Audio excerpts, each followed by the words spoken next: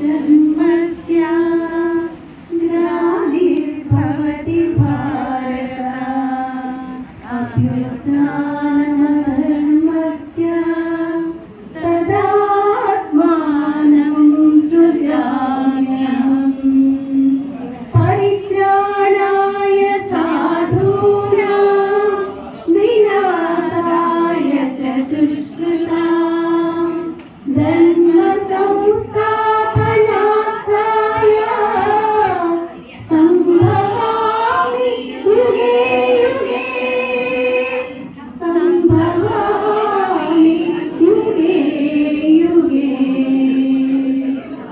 ఎప్పుడైతే అధర్మం ప్రబలిపోతుందో అప్పుడు అవతారుడు భూమి మీదకి దిగి వస్తాడు. అది పరశురాముడు పెట్టిన పేరుకు అవతారం దాల్చి వస్తాడు. మనకి ఇప్పటికీ 5329 సార్లు భగవంతుడు అవతారం దాల్చి వచ్చాడని మేము బాబా తెలియజేశారు. అయితే బాబాకి అంటే మనం గమ్యం చేరుకోవాలి, బాబా దగ్గరికి వెళ్ళాలి అంటే మోక్షం కోసమే కదా, అన్ని సాధనలు కూడా మోక్షం కోసమే కదా. అలా చేయాలి అంటే ఎలా చేయాలి అని బాబా చెప్పారు. అంటే బాబాని చేరుకోవాలంటే మనం ఎలా చేయాలి. బాబా ఒకసారి మండలి వాడికి ఇచ్చింది ఏంటంటే, బాబా మండల సభ్యులతో ప్రతి ఒక్కరికి ఎలా కూర్చుంటారు, ఏ దేవుని నామం జపిస్తారు. అందరి సమాధానాలు విన్నాక వచ్చే 10 నెలలు అంటే నవజీవన నమ్ముతుంది. వచ్చే 10 నెలలు కూడా వాటి ఏ నామం జపిస్తే ఆ నామాన్ని, ఎలా కూర్చుంటే అలానే, అంటే ఏ భంగిమలో కూర్చున్నారో, వాడు మడవేసి కూర్చున్నారా లేకపోతే కూర్చుంటే కూర్చున్నారా, ఎలా కూర్చున్నారు, కుర్చీ మీద కూర్చున్నారు, ఎలా కూర్చుంటే అదే పొజిషన్ లో మార్చకుండా అలానే చేయండి అని బాబా సమాధానం చెప్పారు. మనకి మనం మోక్షం సంపాదించాలి, మోక్షం కావాలి అంటే మనకి ఖచ్చితంగా సద్గురువు సహాయం ఉండాలి. సద్గురువు సహాయం ఉండాలి అంటే సద్గురువుతో మనకి సంబంధం ఉంటే కదా సద్గురువు సహాయం ఉంటుంది. ఇప్పుడు మనకి భగవంతుడితో సంబంధం ఉంటేనే మనకి ఆయన సహాయం లభిస్తుంది, లేకపోతే లభించదు. అందుకు ఒక చిన్న కథ చెప్తాం. ఒక ధనవంతుడు ఒక వ్యక్తి సడన్ గా ధనవంతుడు అయిపోతాడు. ధనవంతుడు అయిపోయాక ఆయన ఏం చేస్తాడంటే తన దగ్గర ఉన్న వాళ్ళు, తన బంధువులు ఎవరికైతే వాళ్ళకి కొంచెం చేయగలిగిన వారైతే చేస్తారు, లేదు అంటే లేదు. అంటే సాయం చేయాలనుకుంటే తన తమ్ముడు, తన అక్క, తన చెల్లి వీళ్ళకి సహాయం చేస్తారు. అదే ధనవంతుడు రోడ్డు మీద వెళ్తున్నాడు అనుకోండి, ఎవరో ఒక పేదవాడు కనిపించాడు. ఆ పేదవాడు కనిపించినప్పుడు ఆయన సహాయం చేయొచ్చు, చేయలేకపోవచ్చు. అది ఆయన మనస్తత్వాన్ని బట్టి ఉంటుంది. లేదంటే ఆయన కారు ఆపి ఆ వ్యక్తిని తీసుకుని కొంచెం దూరం ఆయన ఎక్కడికైతే జాబ్ చేయాలో అక్కడ వరకు తీసుకువెళ్ళచ్చు, లేదా ఏదో తప్పులు సాయం చేయొచ్చు. లేదు అంటే అతనే కనుక తన తమ్ముడు అనుకుంటే, ఆయన తన తమ్ముడు కానీ తన అన్నయ్య కానీ అనుకుంటే ఆయన ఏం చేస్తాడు, మధ్యలో వదిలేకుండా ఆయన ఇంటి వరకు తీసుకువెళ్ళి ఆయనకి అన్ని సపర్యలు చేసి ఆయనకి ఏదైతే అవసరమో అది తీరుస్తాడు కదా.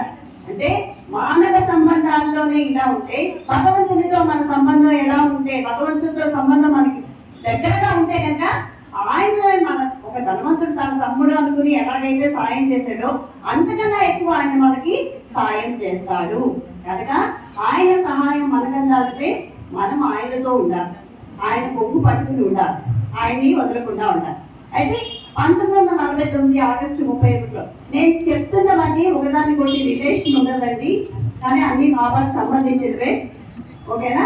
1949 ఆగస్టు 31 ఒక ప్రేమికుడు, అది నవజీవనం, అంటే నవజీవనంలో ఎవరెవరు పాల్గొంటారో అని బాబా లిస్టు తీసుకున్న సమయం ఆ రోజు అది నవజీవనం ఎవరెవరు వస్తారు. ఒక ప్రేమికుడు బాబా దగ్గరికి వస్తాడు. వచ్చి ఏం చెప్తాడంటే, బాబా నేను నవజీవనానికి వస్తాను కానీ ఆలోచిస్తున్నాను, నవజీవనంలో నేను పాల్గొవాలా వద్దా అని ఆలోచిస్తున్నాను అంటాడు. దాన్ని బాబా అడుగుతారు, ఎందుకు ఆలోచిస్తున్నావు, నీకేం ఆనందాలు ఉన్నాయి అని బాబా అడిగేసరికి ఆయన ఏంటంటే ఆ వ్యక్తి బాగా పాడతాడు. అలాగే తనకి తెలిసిన చిన్న చిన్న విషయాలు బాబా కోసం చెప్తూ ఉంటాడు. అందుకేం చేస్తాడు, ఈయన పాడుతున్నాడు, ఈయన మాట్లాడుతున్నాడు అని ఆయన పాటలు వచ్చు, మాట్లాడటము వచ్చు, పెద్ద గొప్పగా కాకపోయినా అవ్వచ్చు. అవి విని కొంతమంది ప్రేమికులు ఆయన దగ్గరికి వస్తుంటారు. ఎవరైతే బాబాని ఈయన దగ్గరికి తీసుకొచ్చారో వాళ్ళు ఏం చేస్తారు, బాబాను వదిలేసి ఈయన పట్టుకుంటారు. బాబా పాటలు చెప్తుంటాడు, ఈయన బాబా పాటలు పాడుతుంటాడు, వాళ్ళు బాగా వదిలిస్తారు. బాబాను వదిలేసి ఈయన పట్టుకుంటారు. ఈయన పట్టుకుంటే ఈయన ఏం చేస్తాడు, ఇది ఏదో బాగుందని పెద్ద బిల్డింగ్ కొట్టి అన్ని తీసేసుకుంటాడు. తీసేసుకుని అంటే బాబా కోసం చెప్పియాలి, బాబా కోసం మాట్లాడియాలి, బాబా కోసం పాడియాలని చెప్పి ఒక బిల్డింగ్ రెంట్కి తీసేసుకుని దానికి అడ్వాన్స్ ఏదో ఇచ్చేయడం అది జరుగుతుంది.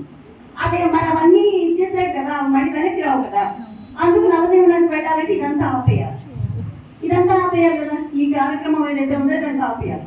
అందుకనమాట అందుకు ఆలోచిస్తుంటాడు. బాబా అంటారు, సరే నువ్వు నీ కార్యక్రమం ఎన్నాళ్ళు అవుతుంది నువ్వు వచ్చేసరికి అంటే, నేను 1 సంవత్సరం 2 సంవత్సరాలు పట్టచ్చు బాబా అంటారు అని చెప్తాడు అన్నమాట. అనేసరికి అయితే 1 సంవత్సర కాలం శిక్షణా కాలం ఉంటుంది, నవజీవన శిక్షణా కాలం ఉంది. 1 సంవత్సరం 6 నెలలు 7 నెలలు అలా శిక్షణ కాలం ఉంటుంది. ఈ లోపు నువ్వు వచ్చేసరికి అది పూర్తి అయిపోతుంది. కానీ నువ్వు వచ్చి జాయిన్ అవ్వు, 1 సంవత్సరం శిక్షణ కాలం అయిపోయినా సరే, 3 నెలలు 4 నెలలు శిక్షణ ఇచ్చారు నవజీవనానికి, అలా అది అయిపోయినా సరే నువ్వు వచ్చి జాయిన్ అవ్వు అని చెప్తాను. అలా అవకాశం ఇచ్చినా ఆయన రాడు. ఎందుకు రాడు అంటే ఆయనకి మాట్లాడడం పాడడం దాని మీద జనాలు రావడం కనిపిస్తుంది. అంటే ఇప్పుడు ఇక్కడ నిలిచిన వాళ్ళు, మాట్లాడుతున్న వాళ్ళు, పాడుతున్న వాళ్ళు ఎవరైనా సరే ఆహా ఊహం అంటే కొంచెం ఏదైనా మనవులం కదా, మనుషులం కదా. ఎవరికైనా చిన్న చిన్న ఇగో నేను మాట్లాడతాను, నేను బాగా పాడతాను అన్న అహంకారం కానీ ఆలోచన కానీ ఖచ్చితంగా వస్తుంది. పాటలు పాడిన వాళ్ళు అవనియండి, మాట్లాడిన వాళ్ళకి అవనియండి, ఎవరికైనా అది వస్తుంది. దానివల్ల ఏమవుతుంది, అది అలా పెరిగిపోతూ ఉంటుంది. అది పెరిగిపోవడం వల్ల ఈ ఆలోచన ఏదైతే ఉందో అది పెరిగిపోవడం వల్ల మీరు బంధనాలను పెంచుకుంటున్నారు. బంధనాలను పెంచుకుని సంస్కారాలను పెంచుకుని దూరం అయిపోతున్నారు బాబాకి. మన నవజీవనంలో పాల్గొనే అవకాశం వస్తే అది వదిలేసి ఇదే చెప్తున్నాడు, బాబా కోసమే చెప్తున్నాడు. కానీ అది తనకి తెలియకుండానే తను బంధనాన్ని సంస్కారాన్ని పెంచుకుంటున్నాడు. కనుక ఇవన్నీ వదిలేసి నాతో రండి అంటే ఈ చెప్పిన వాడికి, మాట్లాడిన వాళ్ళకి, పాడిన వాడికి ఎవరైనా మనుషుల కనుక చిన్న ఉంటుంది. ఇగో అన్నది నేను అన్నది చిన్నది ఉంటుంది. కొంచెం మందికి కొంచెం ఎక్కువ స్థాయిలో ఉంటుంది. నాకు కూడా ఉంది, లేదని చెప్పను, నాకు కూడా ఉంది, ఎవరికైనా ఉంటుంది. అంటే మానవ సహజం, మనమే ముందుకెళ్ళలోకి వెళ్ళిపోలేదు కదా, ముందుకెళ్ళలోకి వెళ్ళిపోలేదు కనుక అది మానవ సహజం.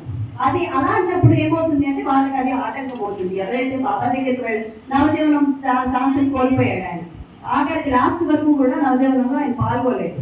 కనుక బాబాతో ఉండడం ముఖ్యమా, బాబా మాటలు చెప్పడం ముఖ్యమా? బాబాతో ఉండడం ముఖ్యం. నువ్వు చెప్పు కానీ బాబాతోనే ఉండాలి. దానికోసం బాబాను వదిలేయకూడదు, చెప్పడం కోసం బాబాను వదిలేయకూడదు. అలా వదిలేసి ఆయన అవకాశాన్ని పోగొట్టుకున్నాడు.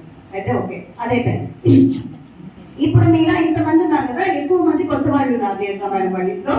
ఇందులో మీ అందరికీ బాబా రూపానికి సంబంధించి ఏమైనా డౌట్ ఉందా? డౌట్ లేదా? ఉంటుంది.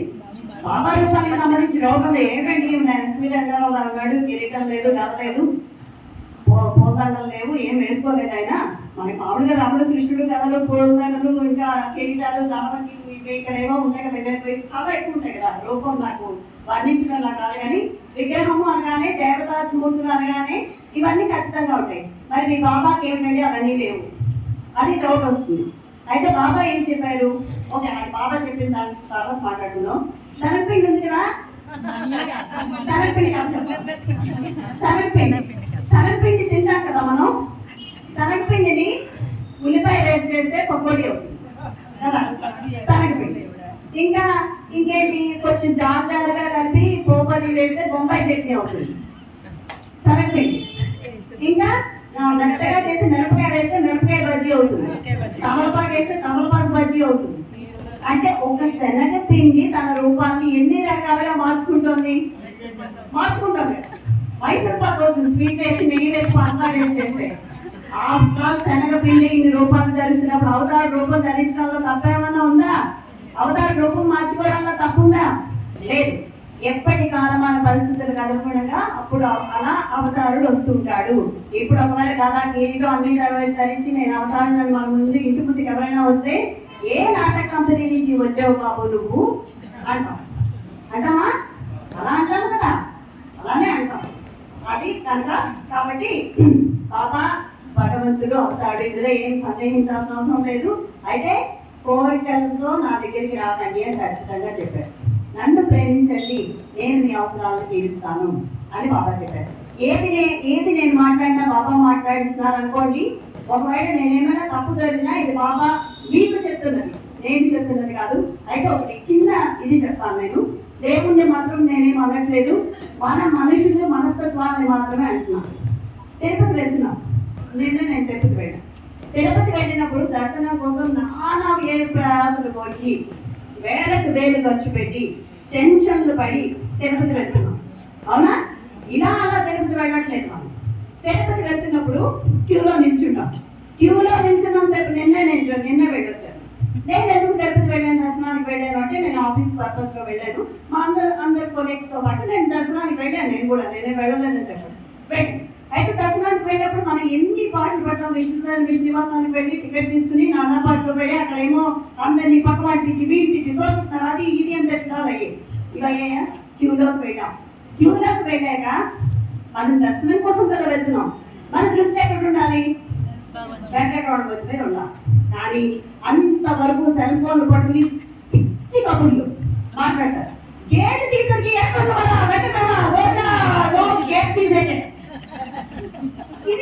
ఇది నేను 4 సార్లు ఇప్పటికి అబ్జర్వ్ చేశానండి. మరి అంత చాలా ప్రయాసాలు వచ్చి వెళ్తున్నాము. అక్కడికి వెళ్ళి గేట్ తీసాక అంటారు. తర్వాత మళ్ళీ లైన్ లోకి వెళ్ళాక మళ్ళీ మాటలు మొదలు పెట్టేస్తున్నారు. మళ్ళీ మాటలు అక్కడికి వెళ్ళాక అంటే గేట్ మన కంపార్ట్మెంట్ లో కూర్చోబెట్టేస్తారు కదా. కూర్చోబెట్టేసినప్పుడు 2 గంటలు కూర్చోబెడతారు అనుకోండి. ఈ 2 గంటలు ఎక్కడ లేని పిచ్చి కబుర్లు. మరి ఈ కబుర్లు ఆ కబుర్లు కాదు, అవి ఇవి లేవు. నేను ఎక్స్పీరియన్స్ చేసి వచ్చాను. అవి ఇవి లేవు. గేట్ తీసిన వెంటనే ఎటువంటి అక్కడ విషయమే. మళ్ళీ క్యూలోకి వచ్చినప్పుడు మళ్ళీ మాట. సెల్ ఫోన్ సగం దూరం వెళ్ళే వరకు సెల్ ఫోన్ మన దగ్గరే ఉంటుంది. సగం దూరం వెళ్ళాక సెల్ ఫోన్ తీసుకుంటారు. ఈ సెల్ ఫోన్ లో ఎక్కడే సెల్ఫీలు, తర్వాత చాటింగ్లు, వాట్సాప్ చాటింగ్లు. అంటే మనం ఎంత కష్టపడి వెళ్తున్నాం, భగవంతుడిని చూడడానికి వెళ్తున్నాం. ఆ ఫీలింగ్ లేదు అక్కడ. ఆ ఫీలింగ్ ఉండట్లేదు. సెల్ ఫోన్ అలవాటు అయిపోవడం ఒకటి. అంటే భగవంతుడికి దూరంగా అయిపోతున్నాం. మనం ప్రాపంచిక విషయానికి ఇంకా దగ్గరగానే వెళ్తున్నాం తప్పించి ఇది నాకు ఎందుకు అనిపించింది. ఆ ఒక్క నిమిషం అంటున్నా మళ్ళీ మాటల్లో పడిపోతున్నాం. కనుక ఎక్కడికి వెళ్ళండి, ఏం చెయ్యండి, ఆ ట్రిప్ మనం అయ్యి వచ్చే వరకు మరీ పిచ్చి కబుర్లు కాకుండా ఆయనకి సంబంధించిన మాటలు మాట్లాడుకోవడానికి లేవా? వెంకటరమణకి సంబంధించిన మాటలు మాట్లాడుకోవడానికి లేవా? ఉండవా? చాలా ఉన్నాయి. 80 పాటలు ఉన్నాయి. అవి మాట్లాడుకోవచ్చు కదా. అవి ఎవ్వరూ మాట్లాడలేదు. దాని చుట్టూ ఉన్న వాళ్ళు కూర్చుంటాం కదా కంపార్ట్మెంట్. అందరికి ఏదైనా కూర్చుంటే దగ్గర కూర్చుంటాం. అంటే ఇలా ఉంది. దీనికి దేవుణ్ణి నేనేం అనట్లేదు. మన మనుషుల మనస్తత్వాలు ఇలా ఉన్నాయి. మనం చేస్తున్నది ఏంటి? మనం చేస్తున్న ప్రయాణం ఏంటి? భగవంతుడిని చేరుకోవడం, భగవంతుడి దర్శనం. ఆ దర్శనం కోసం మనం వెళ్తున్నప్పుడు మనం ఎంత జాగ్రత్తగా ఉండాలి, ఎంత జాగ్రత్తగా మాట్లాడాలి, ఆయన నామం ఎన్నిసార్లు జపించాలి. ఎవరెవరి ఎక్కడికి వెళ్ళండి, తిరుపతి వెళ్ళండి, షిరిడి వెళ్ళండి, ఎక్కడికి వెళ్ళినా సరే మన దృష్టి అంతా ఆయన మీద ఉండాలి తప్పించి సర్ఫీల మీద, ఫోన్ మీద, చాటింగ్ మీద. అంటే ఇది అబ్జర్వ్ చేసింది నేను చెప్తాను. కనుక ఇలా ఉండకూడదు. మీరు ఎక్కడికైనా ఇది వెళ్ళకుండా భగవంతుడి మీద మాత్రమే దృష్టి పెట్టుకోవాలి. అయితే 1955లో బాబా సహవాసం, 57లో సహవాసం అయ్యాయి కదా. 57 వరకు బాబా ఏం చేశారంటే అందరికీ పురుషులకే సహవాసం నిర్వహించారు. ఎప్పుడు పురుషుల సహవాసమే ఉండేవి. అప్పుడు ఆ పురుషులందరూ ఎవరైతే వచ్చారో ఆ పురుషులందరూ అన్నారు, బాబా ఆడవాళ్ళకి అసలు సహవాసం లేదు, వాళ్ళేమో ఇంటి దగ్గర కూర్చొని చాలా బాధపడిపోతున్నారు, మేమందరం వచ్చేస్తున్నాము అని పురుషులందరూ చెప్పేసరికి బాబా అంటారు, అయితే 58లో మహిళా సహవాసం నిర్వహించుకున్నాము అనేసరికి డాక్టర్ చేసుకుంటారు. అడుగుతారు, బాబా మీరు మహిళా సహవాసం అన్నారు కదా, ఎప్పుడు నిర్వహించుకున్నాం, డేట్ ఏమైనా చెప్తారా అనేసి అనేసరికి 58 ఫిబ్రవరిలో మనం సహవాసం చేసుకున్నాం. బర్త్డేస్ ఉన్నారు కదా, పుట్టినరోజు చూస్తుంది కదా, అప్పుడు చేసుకున్నాం బాబా చెప్పారు. బాబా చెప్పేసరికి ఇప్పుడు డౌట్ వస్తుంది, మా ఆడవాళ్ళు ఒక్కరూ వెళ్ళిపోలేదు కదా, ఆడవాళ్ళతో పాటు కనుక భర్తలు పురుషులు వీళ్ళు కూడా మరి ఆడవాళ్ళు ఒక్కరు రాలేదు కదా బాబా, మరి పురుషుల సంగతి ఏంటంటే అయితే మీరు కూడా రండి. అలాగే బాబా ఉద్యోగం చేశారు. వీరు ఉన్న వాళ్ళందరూ సకుటుంబ సపరివార సమేతంగా నా దగ్గరికి వచ్చింటే నేను ఏర్పాట్లు చేయలేను. 1958 మొట్టమొదటి మహిళా సహవాసం ఫిబ్రవరిలో జరిగింది. బాబా సమక్షంలో సహవాసం జరిగింది. అది 58 ఫిబ్రవరిలో. అయితే బాబా చెప్పారు, అందరూ వచ్చేయకండి, ఎవరైతే స్త్రీలు రావాలనుకుంటున్నారో వాళ్ళకి సంబంధించిన వాళ్ళ భర్తలు రండి సహవాసాన్ని బాబా చెప్పడం జరిగింది. ఆ సహవాస ఏర్పాట్లు అంటే స్త్రీలు ఎక్కడ ఇబ్బంది పడకూడదు అని ఆ సహవాస ఏర్పాట్లు ఎలా చేశారంటే చాలా ఉన్నతంగా 750 మంది స్త్రీలు బాబా 2 గ్రూపులు చేశారు. ఆ సహవాసం వాళ్ళని హిందీ మరాఠీ ఒక గ్రూపు, హిందీ మరాఠీ స్త్రీలు ఒక గ్రూపు, వాళ్ళతో వచ్చిన భర్తలు ఒక గ్రూపు, భర్తలందరూ ఒక దగ్గర, వాళ్ళకి వేరే దగ్గర సహవాసం, వీళ్ళకి వేరే దగ్గర సహవాసం, తెలుగు గుజరాతీ ఒక గ్రూప్. ఇలా చేశారన్న. మొదటి హిందీ మరాఠీ గ్రూప్లో 750 మంది స్త్రీలు నమోదు చేసుకున్నారు. 750 మంది స్త్రీలు నమోదు చేసుకుంటే మరి వాళ్ళకి బాబా మంచాలు తెప్పించారు. 720 మంచాల అమాంతంగా నుంచి తెప్పించి సమస్య పట్టేతో అంటారు, ఎందుకైనా మంచిది నువ్వు పూనా నుంచి ఇంకో 100 మంచాలు పట్టుకురా అని తెచ్చి వచ్చిన వాళ్ళందరికీ మంచాలు వేయించి వాళ్ళు ఎక్కడ ఇబ్బంది పడకూడదు, స్త్రీలు ఆడవాళ్ళు ఎక్కడ ఇబ్బంది పడకూడదు అని వేయించి చాలా ఉన్నతంగా వాళ్ళ ఏర్పాటు చేసి బాబా దగ్గరుండి ఏర్పాటు చేసి ఆ సహవాసుని బాబా నిర్వహించారు. అయితే ఆ సహవాసులో ఒక మెసేజ్ ఇచ్చారు బాబా.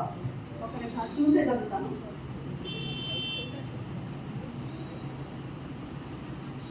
18వ తేదీ రాత్రి ఆ సహవాసం ఎప్పటి నుంచి ఎప్పటి వరకు అంటే, ఒక నిమిషం ఆగండి, 1958 ఫిబ్రవరి నెలలో కదా సహవాసు. మొదటి 4 రోజులు అంటే 15వ తారీఖు నుంచి 19వ తారీఖు వరకు హిందీ మరాఠీ మహిళలు 15 నుండి 19, తర్వాత 22 నుండి 26 వరకు అంటే మధ్యలో బాబా బర్త్డే ఉంది, 22 నుండి 26 వరకు తెలుగు గుజరాతీ మహిళలకి సహవాస్ ఏర్పాటు చేస్తారు. అయితే ఈ సహవాస్ లో బాబా చెప్పిన మెసేజ్, సహవాస్ అంటే అర్థం ఏంటి అన్నది కూడా ఈ మహిళా సహవాస్ లోనే బాబా చెప్పడం జరిగింది. సహవాస్ అంటే అర్థం ఏమిటి? భగవంతునికి దగ్గరగా ఉండడం. ఉపవాసం అంటే కూడా భగవంతునికి దగ్గరగా ఉండడం. మనం ఉపవాసాలు చేస్తూ ఉంటాం. నేను ఈరోజు తినలేదు, నేను ఈరోజు ఉపవాసం, నేను తినలేదు అంటున్నాం. కానీ అంటే నేను తినలేదు ఇదే కదా ఉపవాసం అంటే. నేను తినలేదు, నేను మానేశాను కాదు, కడుపు నిండా తిను, కానీ మీ దృష్టి భగవంతుడి మీద ఉండాలి. ఉపవాసం అంటే అది. కానీ నేను తినలేదు, నాకు ఆకలి వేస్తుంది, లేకపోతే వాడి ఇడ్లీలు, నేను ఇవాళ తిన్ను, వాడి ఇడ్లీలు పూరీలు చేసుకున్నాను. ఇవాళ దక్షిణవారం ఇడ్లీలు పూరీలు పొలవులు చేసుకుంటే అలాగా. అంటే మన దృష్టి ఉపవాసం అంటే భగవంతుడితో ఉండడం, భగవంతుడితో సహవాసం, అంతేగాని మన కడుపు మార్చుకోమని కాదు. ఓకేనా? అయితే సహవాసం అంటే ఏంటి అర్థం అంటే, నా ప్రేమ వెల్లువ, నా ప్రేమ ప్రవాహం ప్రవహిస్తూ ఉంటుంది, దాన్ని మీరు తాగండి. నా ప్రేమ ఉంటుంది అక్కడ, నా ప్రేమ ప్రవహిస్తూ ఉంటుంది, దాన్ని తాగండి. మీరు దాన్ని తాగి మీరు సొమ్మసిల్లిపోకండి. తాగితే మత్తు వస్తుంది కదా, మీరు సొమ్మసిల్లిపోకండి, మీ దృష్టి అంతా నా మీదే ఉంచండి, దాన్ని తాగండి. నా ప్రేమ ప్రవాహంలో మీరు ఒక్క చుక్క తాగినా, ఒక్క నీటి ఒక్క బిందువు తాగినా మీరు అద్భుతమైన అనుభూతిని పొందుతారు. సహవాస్ అంటే అది ప్రేమ ప్రవహిస్తూ ఉంటుందట. ఒకరు, ఇద్దరు, ముగ్గురు, ఇద్దరు కూర్చున్న చోట నేను ఉంటాను అని ఖచ్చితంగా చెప్పారు. ఇద్దరు కూర్చుని బాబా కోసం మాట్లాడుకుంటే అక్కడ నేను ఉంటాను అని బాబా చెప్పారు. ఏ భగవంతుడి కోసం మాట్లాడుకున్నా అక్కడ భగవంతుడు ఉంటారు. కనుక మనం చేసే పనులు ఏమైనా సరే, మనం ఏ తలుపులు, ఒక్క నిమిషం అమ్మా, మనం ఏమి చేస్తున్నా, ఏ తలుపుల్లో ఉన్నా మన ఆలోచనలన్నీ కూడా భగవంతుని చుట్టూ, ఎవరెవరేంటి బాబా చుట్టూ, మనమైతే బాబా చుట్టూ ఉంచుకుందాం. ఏ దేవుడైతే ఆ దేవుడి చుట్టూ ఆలోచనలు ఉండేలాగా ప్రయత్నం చేయండి. అయితే ఇక్కడ సహవాస్ కోసం బాబా చెప్పింది, ప్రేమ ప్రవహిస్తుంది, ఆ ప్రేమ మధువుని ఒక్క చుక్క తాగితే మీరు అద్భుతమైన అనుభూతిని పొందుతారు అని బాబా చెప్పారు. ఇంకా బాబా ఇచ్చిన మెసేజ్, అదేం చేశారట బాబా, ఆ మెసేజ్ ని డ్రాయింగ్ వేశారట. డ్రాయింగ్ వేస్తే దానికి తన డైరీలో రాసుకున్నారు. బాబా ఇచ్చిన మెసేజ్ డ్రాయింగ్ రూపంలో చెప్తే దాన్ని ఈరిచి తన డైరీలో రాసుకుని చెప్పడం జరిగింది. 18వ తేదీ రాత్రి ఈ మెసేజ్ చెప్పారు. 15 నుండి కదా సహవాసు, మహిళా సహవాసు తెలుగు, హిందీ, మరాఠీ వాళ్ళకి 15 నుండి 19 వరకు. 18వ తారీఖు రాత్రి బాబా చెప్పిన మెసేజ్ ఇది. మానవ రూపం కన్నా ముందు రూపంలో చైతన్యం పరిపూర్ణంగా అభివృద్ధి చెందలేదు. అంటే ఇంత ముందు రూపాలన్నీ చైతన్యం లేనివే కదా, మానవ రూపం వచ్చాక చైతన్యం వచ్చింది.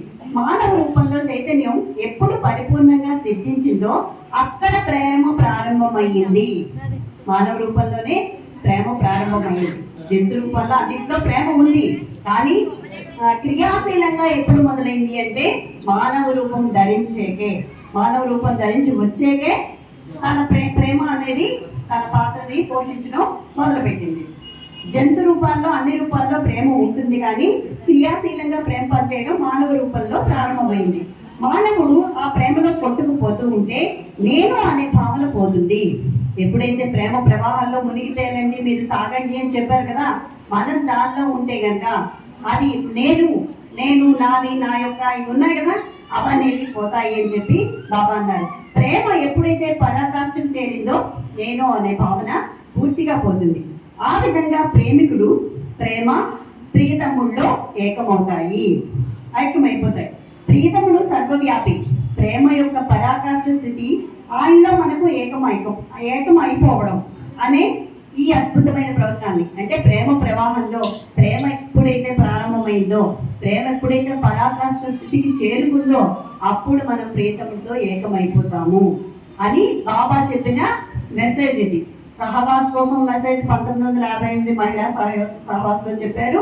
అలానే ప్రేమ ఈ ప్రవచనం కూడా బాబా అప్పుడే ఇవ్వడం జరిగింది.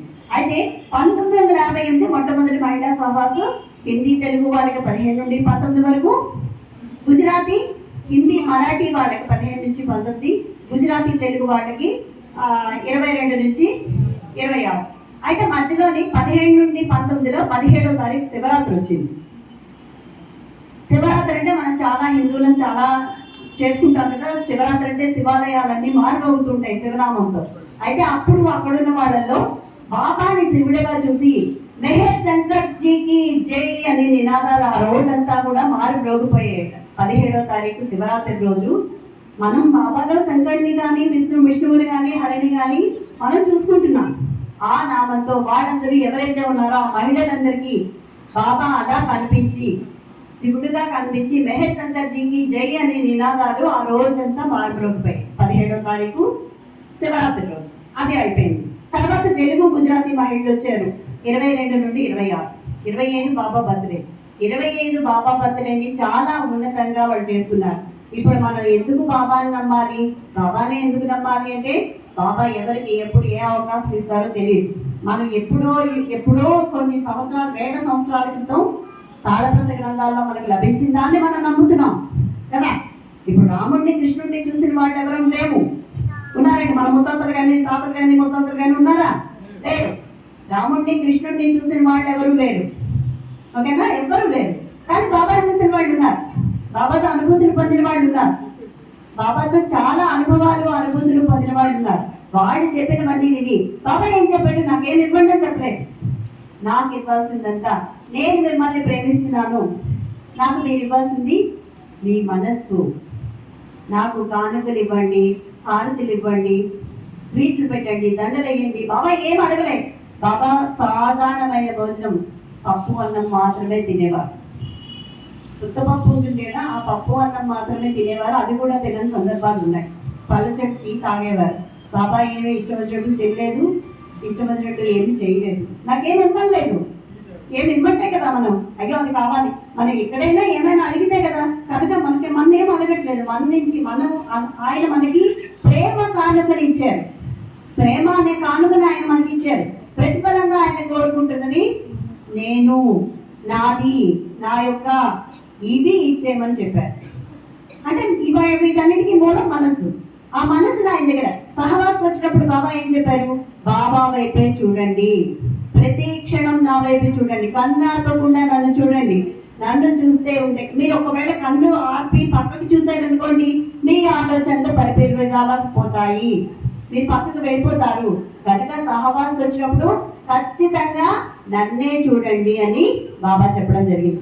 ఏదైనా ఎక్కడ ఉన్నా ఏం చేసినా, ఏ క్షణమైనా ఎక్కడ ఉన్నా నిన్నే ఏ పని అయినా ఏ సేవైనా నీకై చేసేలా, నీ ప్రియ సందేశములను నిత్యం ఆలకించేలా,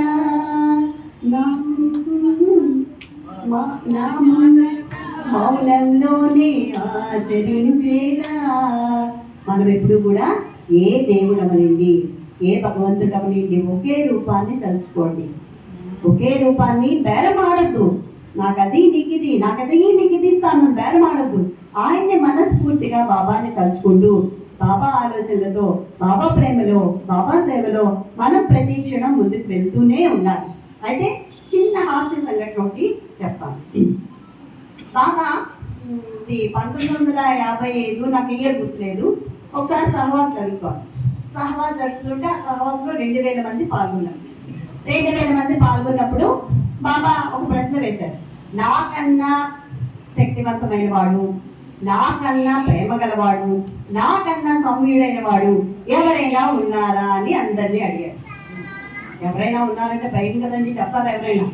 ఎవరు ఏం మాట్లాడేసరికి బాబా మళ్ళీ అన్నారు, భయపడకండి, చింతించకండి, నాకన్నా సౌమ్యుడు, నాకన్నా ప్రేమ గలవాడు, నాకన్నా శక్తివంతమైన వాడు ఎవరైనా ఉంటే చెప్పండి అన్నారు. అనేసరికి హోమీ హోమీ హోమీ హోమీ నాకు పూర్తి పేరు గుర్తురావట్లేదు. ఆయన లేచి ఆయనే ఆ కరాచీలో సహవాసం. కరాచీలో బాబా దర్శనం ఇస్తున్నప్పుడు ఒక నిమిషం, ఆయన పేరు హోమీ, సరేనండి వదిలేసండి, హోమీ అది గుర్తుపెట్టి తర్వాత గుర్తు చేసుకుందాం. కరాచీలో సహవాస, ఆ సహవాస ఏర్పాట్లన్నీ కూడా ఆయనే చేశారు. ఆయన చేసినప్పుడు అయితే ఆయన లేచి నిల్చున్నాడు. లేచి నిల్చుని ఏం నిల్చున్నా ఎవరున్నారని అడిగాడు బాబా. అడిగేసరికి నీకన్నా శక్తివంతమైన వాడు, నీకన్నా సౌమ్యుడు, నీకన్నా ప్రేమశీలుడు ఉన్నాడు బాబా అనేసి అన్నాడు. అనేసరికి బాబా ఎవరున్నారు అన్నా. అనేసరికి నా కసాయివాడు బాబా. కసాయివాడు అంటే కోళ్ళు మేకలు కోసం అమ్ముతారు కదా, వాళ్ళు నేను నా కసాయివాడు బాబా. ఎందుకు నీ కసాయివాడు నాకన్నా ప్రేమశీలుడు, నాకన్నా ముఖ్యమైన వాడు, నాకన్నా సౌమ్యుడు అని బాబా మళ్ళీ అడిగాడు. బాబా కసాయివాడు ఒక్క కత్తితో కోడిని చంపేస్తాడు, ఒక్క కత్తి వేడితో మేకని చంపేస్తాడు. కానీ నువ్వున్నావే కుళ్ళి చంపి పొడిచి మమ్మల్ని చంపుతున్నావు. ఒక్క కత్తి వేడితో నువ్వు చంపట్లేదు మమ్మల్ని, అలా చంపుతున్నావు అంటే బాబా సమాధానం ఇచ్చారు, నేను కూడా ఒక్క కత్తి వేడితో మిమ్మల్ని చంపగలను, కానీ నా పని అని కాదు, మిమ్మల్ని చంపడం కాదు, మిమ్మల్ని మేల్కొల్పడం, దీనివన్నీ తట్టుకునేలా చేయడం, ఏదొచ్చినా ఏ బాధ వచ్చినా సౌఖ్యం వచ్చినా అన్ని ఆయనకే అర్పిస్తున్నాం. బాబా లేచిన వెంటనే మనం బాబా నా సమస్త ఆలోచనలు మాటలు చేతులు అన్ని నీకే సమర్పిస్తున్నాను, పరుకునే ముందు నా సమస్త ఆలోచనలు మాటలు చేతులు నీకే సమర్పిస్తున్నాను అనుకుంటున్నాను కదా. నీకు ఏదొచ్చినా అది తట్టుకుని నా దగ్గరికి మిమ్మల్ని చేర్చుకునేలాగా మిమ్మల్ని తయారు చేస్తున్నాను కనుక మీరు ఇవన్నీ భరించాలి. చంపడం గొప్ప కాదు కనుక నేను ఇలా గొచ్చుతూ ఉంటాను, గిట్టుతూ ఉంటాను, కత్తిగాట్లో ఒక్కొక్కటి పెడుతూ ఉంటాను కనుక వీటన్నింటినీ భరించండి అని చెప్పి బాబా చెప్పారు. అవతార్ మెహర్ బాబాకి అవకాశం ఇచ్చినందుకు బాబాకి అలానే సాయి